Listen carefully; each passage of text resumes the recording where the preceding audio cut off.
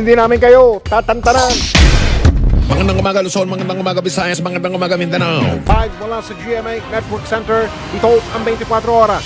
Ano ang nangyari kay Mike? Sa mahigit 50 dekada niya sa industriya ng broadcasting, hindi maikakaila ang tatak at kontribusyon ni Mike Enriquez sa trabahong kanyang minahal ng buong puso.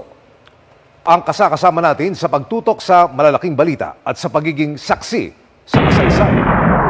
Ang aming kaibigan, kapuso at kasamahan, minahal at inabangan din ng milyong-milyong mga Pilipino.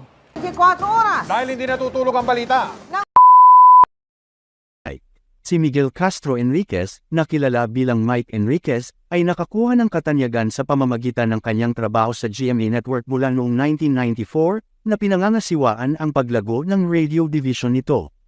Pagkatapos ng kidney transplant noong huling bahagi ng 2021, kumuha siya ng 3 buwang medical na leave para sa paggaling bago muling sumali sa kanyang news program noong Marso taong 2022.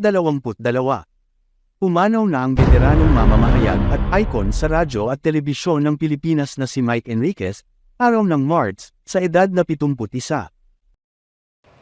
Malungkot pong ibinabalita ng GMA Network ang pagpanaw ng aming minamahal na kapuso at kaibigan, si Mike Enriquez.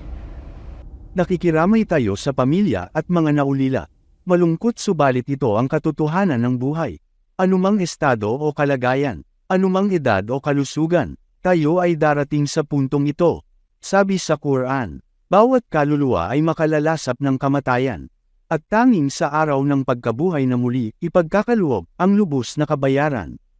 At sinumang hinilang papalayo sa apoy ng impyerno at tinanggap, pinapasok sa paraiso, ay siyang tunay na nagtagumpay. At ang buhay sa mundong ito ay isa lamang kasiyahang nakapanlilinlang. Sir Ali Imran, verse 185.